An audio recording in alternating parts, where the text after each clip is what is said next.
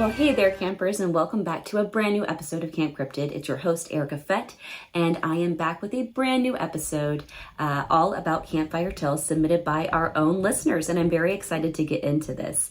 Last week, I brought you an episode all about the city of Salem, my little trip there, and all of the legends of the pirates and ghosts along the way, which I really enjoyed. Now, what I enjoyed more was getting feedback from listeners who visited Salem, took the ferry after last episode, and hearing that just makes my day because it just means that I gave good advice. So win-win. But today's episode is a very special one. I love campfire tales and I love these episodes. And if you aren't familiar with campfire tales, this is where I take submitted stories from listeners, anything from creepy experiences, cryptids, or anything paranormal, spooky, or anywhere that you visited where you just got weird vibes. And I think that's a really cool thing to do, especially because it's like one of those things where I feel like everybody has like a creepy experience. So it's one of those things that we can all kind of come together on and enjoy this crazy, creepy, mysterious, and ghost-filled world. So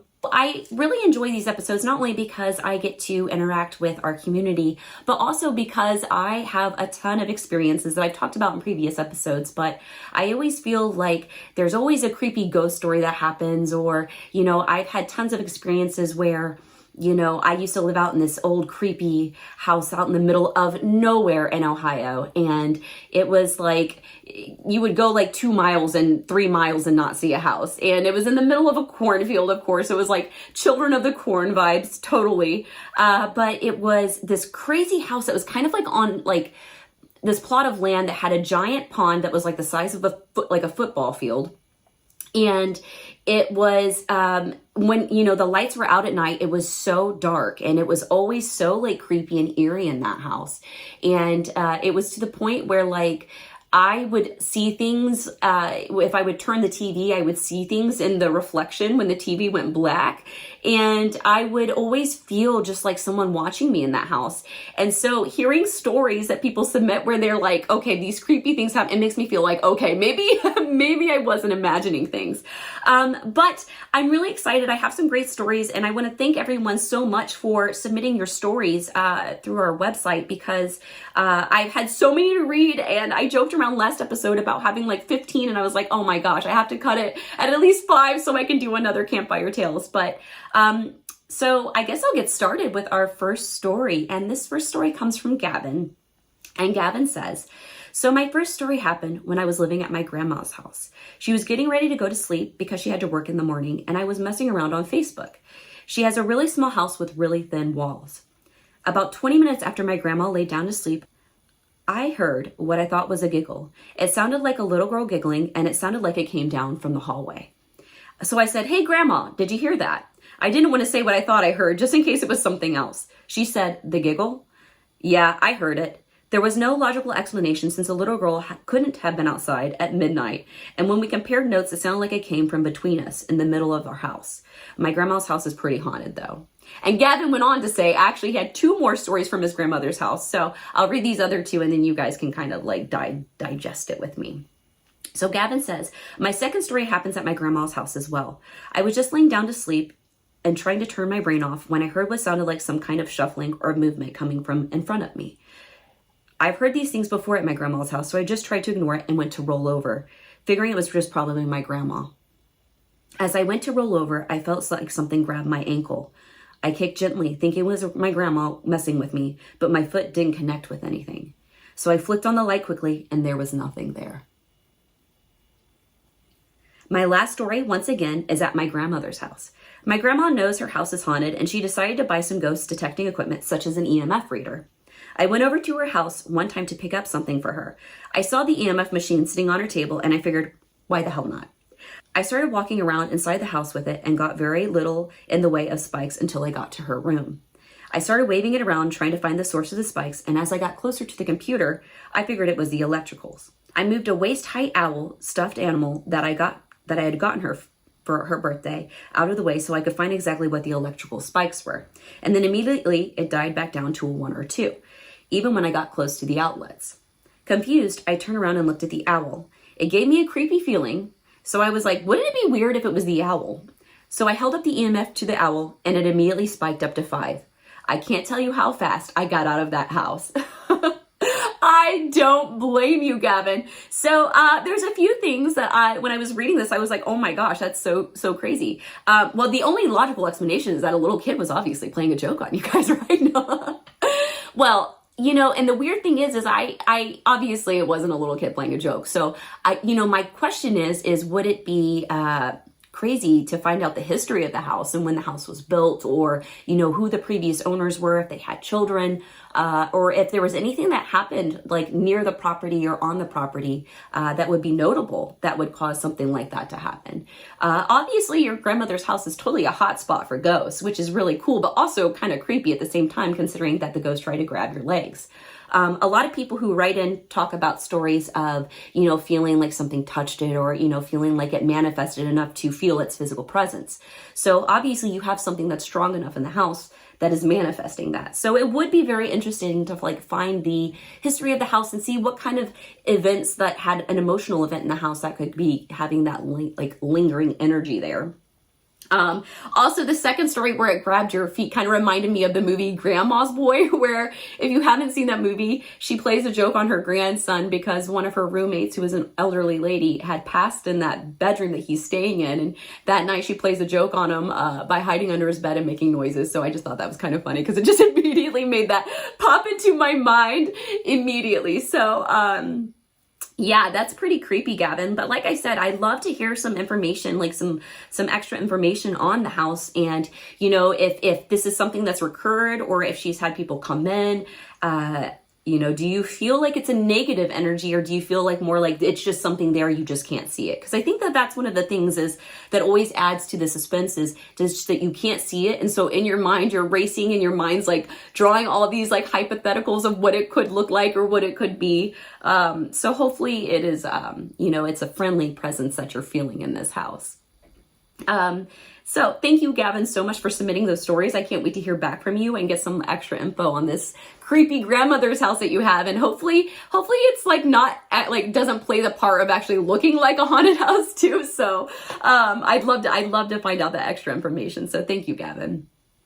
My next story comes from Kyle W. And Kyle W says, I have a story about a friend of mine who was living with his parents at the time at their house, and their house was built on an old field hospital site for the War of 1812. And during his time there, we encountered many different and strange phenomena, like seeing things out of the corner of our eye, hearing things, etc. Well, one night in particular was ultra creepy as we witnessed a deadbolted door open up. A figure walked in the house, slammed the door shut, and disappeared into the kitchen area. The door was still deadbolted, and then later on that night, we witnessed the crawl space door open and slam shut. So that in a nutshell was our crazy night. Would love to talk more about it. And I would love to talk more about that too, because, you know, the War of 1812, obviously any war is going to have like a lot of emotional ties to it and a lot of emotional energy. So it definitely sounds like that is definitely a hot spot. And I guess my question is also like Gavin's question. Did you feel like it was a negative energy or a positive energy? Because I feel like that's, you know, one of the things that you can really feel in those encounters. You know, they're very exciting. Your blood's pumping. You're feeling all the extra, you know, hairs on the back of your neck standing up. So I'd be wondering if that was like, if you were feeling like it was a negative energy or a positive energy. And also, that would be so crazy to see a door open and close. And I always joke around about wanting to see like Bigfoot, but in reality, like how terrifying would it be unless it was like Harry and the Hendersons Bigfoot? But like in these situations, how terrifying is it? Because you just don't know. And so like in a situation like that, you know, where you see these doors open and close, you know, that alone would probably have me running out the house. Like I try to act like I'm super confident and super like A-okay with creepy stuff, but I'll be the first to tell you I get spooked very easily. So I would definitely have gotten very, very scared with that, Kyle. So I guess my other question, Kyle, has he experienced anything else in the house, or has his parents experienced anything creepy in that house? Because it sounds really like that area probably is a really big hotspot, especially with it being attached to the War of 1812. It's definitely probably a very big hotspot for paranormal activity. So I love these stories of like creepy things manifesting and like actually physically making things do things. So super creepy, but also I'm sorry it happened. So So with that, we'll go on to our next story submitted by Francisco. And Francisco says, one night I had sleep paralysis and felt something looking at me at a distance in my room. I saw something move and immediately closed my eyes and heard a loud shriek in my ears. I woke up to see a tall, shadowy figure looking into my brother's room. I tried moving, but I could not get up or get any sound out. The figure turned to look at me and went under my little brother's bed, and I could see two bright red eyes looking at me. I woke up in a cold sweat and fell back to sleep, thinking it was just a really bad nightmare. I woke up the following morning and heard my brother saying who was messing with him because he woke up with his blanket thrown all over the wall and his legs were halfway off the bed. Now that is another one. Man, I have a lot of people who are having a lot of like crazy experiences with all these ghosts, like pulling them and moving them and all of these things. So that right there alone is giving me such the heebie-jeebies because, you know, you've got this like figure manifesting, you know, you've got this, you obviously it can move things because it's moved your brother. You could tell it was there. And, you know, that just to me sounds like an absolute nightmare. You know, and it's really crazy because a lot of times people have these experiences where they have the like almost the sleep paralysis feelings where you can't move. You're having this experience. You're trying to rationalize what's going on in your mind because you probably can't see it. And if you can see it, like you said, it's like a dark figure. So you're like, oh, great, you know, and then you've got this feeling of feeling helpless on top of that, where you can't move, you can't say anything, you just feel like you're almost in a dream. And I think that's the crazy thing is where you can't distinguish if it is a dream or if you're actually in reality. And I think that's what's really scary about some of these stories. And of course they always happen at night too, right? Like, why can't ghosts be friendly and just be like, you know what? I'm gonna open this stuff during the day. So you're like, oh, that's just a ghost going to do his daily duties or whatever ghosts do these days. But of course it's always gotta be at night, right? Because why? I mean, maybe it's also because your senses are a little bit heightened because, you know, you can't see as well. So maybe your hearing and all of those other senses are just heightened. So I think that would be a really interesting thing to see. I mean, does anybody have any stories about things that happen during the day?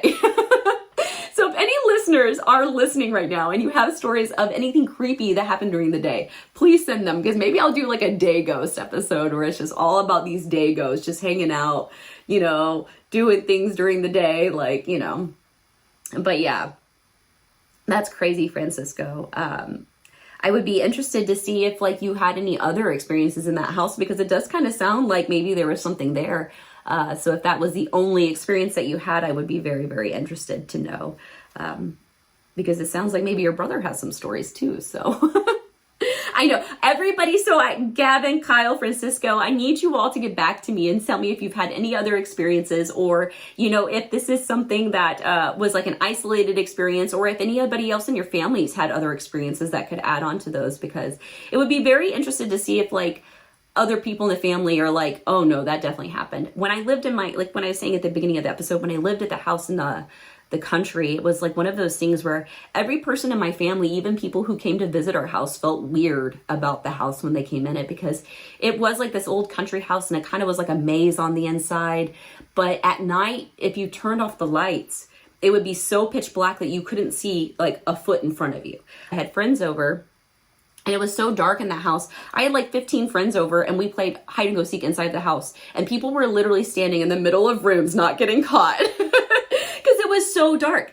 But this is also the house where we've had friends not want to stay there because they saw blinds move. My little sister saw, basically when I said there was this pond, she saw someone jump in the pond and not come up one time. There's some really creepy things that have happened in that house. I had friends who basically said that I called them from the house and I had not called anybody from the house that day. So it's definitely a weird, creepy house. And I feel like a lot of the stories that we're talking about today kind of have to do with like the central area of a house. So I would be very interested to see what happened at, you know, especially at Gavin's grandmother's house, because there's something obviously going on there, especially because she embraced it and bought the ghost detecting equipment, which I loved. I almost wonder too, if she's had someone come in and like bless the house, if it feels like a negative experience or a negative entity. So that's another question I have. Just added to my list of questions for follow-up. But yeah, so this next story, I'm going to shift to stories that we've been talking about from the spooky and the unseen and ghosts and stuff. And we're going to talk about an experience with a cryptid, because this is Camp Cryptid and I love me some cryptids. So this next story is from Armando, and he says, okay, so this is my story, but it's one of my family members. So this was in the late 90s, early 2000s. My cousin ran away from his home because he didn't want a life in that town. He was 17, mind you. When he came of age, he enlisted in the Army. He served many years and finally settled down in Wisconsin. Not too sure where, actually. But he was able to finally buy a house. He did just that, and his house is so huge and his backyard is literally in the woods. Well, after everything was done and the house was built, he took a small vacation into the woods. He took food for a week and nothing else. No cell phones or cameras, just the essentials. Well, on the third day, he said he felt like he was being watched. So his survival mode kicked in and he climbed a tree. He told me what he saw that night will haunt him for the rest of his life. He came close to the Dogman. Mind you, this man doesn't scare easily, but he thought he was going to die that night. He tells me he made adjustments to his house so that whenever he came close to, won't get in his house. I do believe him. He isn't the type to lie or make stuff up. I love to give me your ideas as to what it could have been. Well, I am totally believing his story about the Dogman, because for those of you listeners who aren't familiar with what the Dogman is essentially a werewolf. The Dogman is just kind of like a local name for like, they call them werewolves in the South. It's called the Rougarou. But basically it's a type of wolf. And believe it or not, these sightings have been all over the world and all over the United States, actually. In fact, there was a sighting of a Dogman type creature not far from where I'm from in Defiance, Ohio. And in the 70s in Defiance, Ohio, there were a handful of railroad workers who basically were attacked by what they said was a werewolf-like creature. And multiple people saw it, and all over Defiance, Ohio, there were people who called in who said that, you know, they had things attacked, there was vandalism, and things going on that were associated with these Dogman sightings in the 70s. So I honestly, like, when it comes to being in the woods, I live kind of close to the woods too, and I can tell you, even though I'm like close to civilization, it's still one of those things where even though I'm pretty comfortable being outside, it still gets very eerie at night, even where I am. Now, I can only imagine adding in being so isolated from other people and not having people around, what types of creatures could be lurking. I'm a big fan of like horror and sci-fi. So of course I'm the type of person who's like, you know, there's things like Living in the Ground coming up, like full-on descent mode movie type thing. But also I'm the type of person who I always say err on the side of caution when it comes to going out in the woods. There's a lot of things out there that I think that are scary when it comes to monsters, but also when it comes to humans. You never know who could be lurking out there, if someone's living off the grid, if someone is like hills have eyes type thing, illegal grow operations. So you just never know. Or Bigfoot, you know, you just never know what you're going to come into contact with. So, you know, these stories about people coming into contact with crazy, scary monsters like a Dogman or a Bigfoot, I don't doubt it at all, because like there are crazier things that could happen in this universe. And, you know, I think that someone saying that they came into contact with a Bigfoot or a Dogman, I would not be like, no, that didn't happen, because I absolutely believe it could happen. That is so crazy, because, you know, in those situations, you know, you think that you'd be tough and you think you'd be, you know, prepared to see something, but like even like a Bigfoot, you know, it's one of those things where it's so, we know so little about what it could actually be or what its temperament could be. You know, in our minds, we would hope that it's like Harry and the Hendersons, right? Where he's like this super nice Bigfoot. He's like chill, wants to play like family games with you.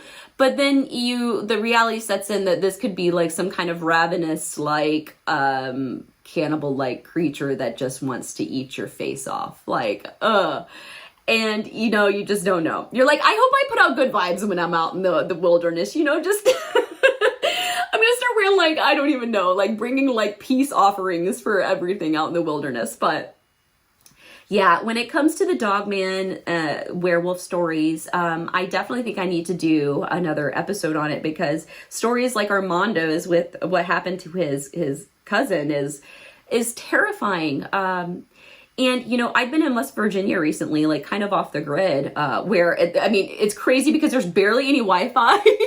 And I'm like, wow, you don't realize how off the grid some things can be, even in the United States, because the United States is massive.